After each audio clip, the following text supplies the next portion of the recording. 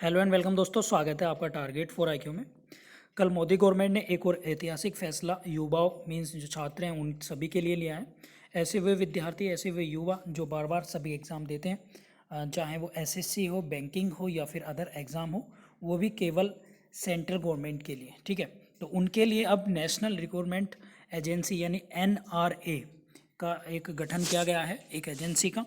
तो ये इम्पोर्टेंट है आपके एग्ज़ाम पॉइंट ऑफ व्यू से, और साथ में समझ लेते हैं कि इसमें किस तरीके से सिलेक्शन प्रोसेस होगा, किस तरीके से एग्ज़ाम होगा। सारी बातों का इसमें हम लोग चर्चा करने वाले हैं। तो प्लीज़ वीडियो को लास्ट तक देखें और चैनल को जरूर सब्सक्राइब कर लें, साथ में बेल आइकन जरूर प्रेस कर लें, ठीक है। इसकी पीडीएफ आप चाहना चाहते हैं तो हमारे टेलीग्राम ग्रुप पर आप लोग इसकी पीडीएफ पा सकते हैं, टारगेट फॉर आईक्यू सर्च करके टेलीग्राम पर। तो सबसे पहले इसकी ज़रूरत क्यों पड़ी, अगर देखें तो सभी स्टूडेंट्स कई फॉर्म भरते हैं। एसएससी के लिए अलग से भरते हैं और बैंक के लिए अलग से, रेलवे के लिए अलग से। उसी की प्रॉब्लम ख़त्म करने के लिए एक कॉमन टेस्ट बनाया गया है जिसका नाम है कॉमन एलिजिबिलिटी टेस्ट यानी सेट इसका नाम होगा। ये फुल फॉर्म आप लोगों के बिहार में भी आ सकती हैं, तो इन्हें ज़रूर याद रखें, ठीक है। तो एनआरए क्या है तो आप लोगों को मैंने बताया, और जिसमें क्या होता है कि कई सारे विद्यार्थी जो होते हैं सभी लोग तरह तरह के एग्ज़ाम देने के लिए उन्हें फ़ीस पे करनी होती है, साथ में ट्रैवल खर्च होता है और कहीं रुकते हैं, सेंटर दूर दूर सेंटर उनके होते हैं, तो वो बहुत ज़्यादा दिक्कत है ये हो रही थी। और इसके साथ साथ एग्ज़ाम कई टियर में हो रहा था, इस चीज़ को भी यहाँ पर ध्यान रखा गया है। अब इन सब चीज़ों को मेजर पॉइंट को डिसाइड करके ही सरकार ने एक क्या कराया है, एक कॉमन एलिजिबिलिटी टेस्ट ऑर्गेनाइज किया है। अब ये साल में 2 बार होगा। नंबर 1, इसकी मुख्य बातें मैं आपको बताऊं, महत्वपूर्ण बातें, साल में 2 बार होगा, ठीक है। इसके 3 स्टेज होंगे, मीन्स आप लोग चाहें तो इसे ग्रेजुएट लेवल से होगा, हायर सेकेंडरी से होगा, या आपका मैट्रिकुलेट से भी होगा, मीन्स 12th और 10th बेसिस से भी होगा। 3 स्टैंडर्ड इसके पेपर के होंगे, और ये इसमें लगभग हर डिस्ट्रिक्ट में इसका सेंटर होगा। भारत के लगभग 1000 शहरों में 1000 डिस्ट्रिक्ट इसमें इसके केंद्र बनाए जाएंगे पूरे भारत में, ठीक है। और लगभग ये जो है भारत सरकार के लिए ग्रुप बी और ग्रुप सी के लिए वैकेंसीज को फिल करेगा।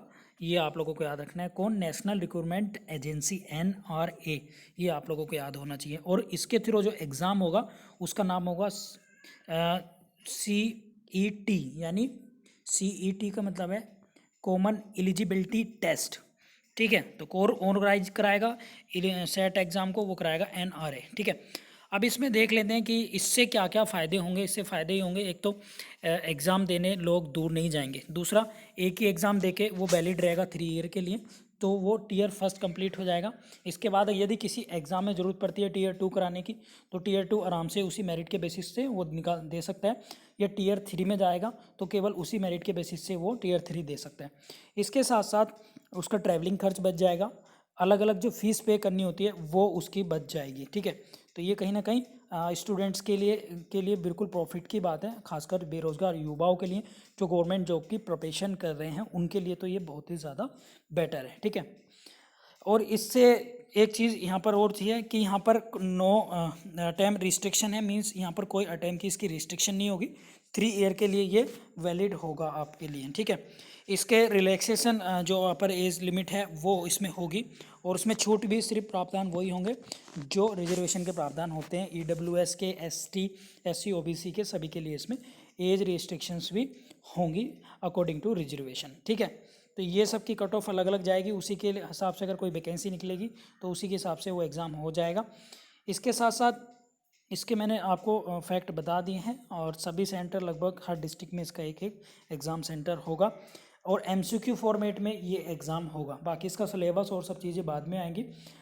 लगभग ये 12 भाषाओं में एग्ज़ाम होगा पूरे भारत में, ठीक है। साल में 2 बार होया करेंगे, ये आप लोगों को याद रखना है, ठीक है। और सरकार ने सजेशन भी दिया है, क्या क्या सजेशन दिया है सरकार ने कहा, यदि कोई पीएसयू कंपनी है, प्राइवेट सेक्टर है, अगर वो भी इस तरह का एग्ज़ाम कराना चाहते हैं तो उनका भी स्वागत है इसमें, ठीक है। या फिर इन्हीं की मेरिट के बेसिस के हिसाब से भी प्राइवेट कंपनियां भी चाहें तो सरकार से डेटा ले सकती हैं और लेकर अपने यहाँ भर्तियाँ स्टार्ट कर सकती हैं, ठीक है, इसी मार्कशीट के बेसिस पर। ये सारा प्रोसेस ऑनलाइन होगा, ये भी याद रखें, ठीक है। तो आई होप आपको समझ में आ गया होगा कि एनआरए क्या है, नेशनल रिक्रूटमेंट एजेंसी क्या है, और सेट क्या है जो हमारा है कॉमन एलिजिबिलिटी टेस्ट, ठीक है। तो आई होप आप लोगों को ये समझ में आ गया होगा। Thank you so much.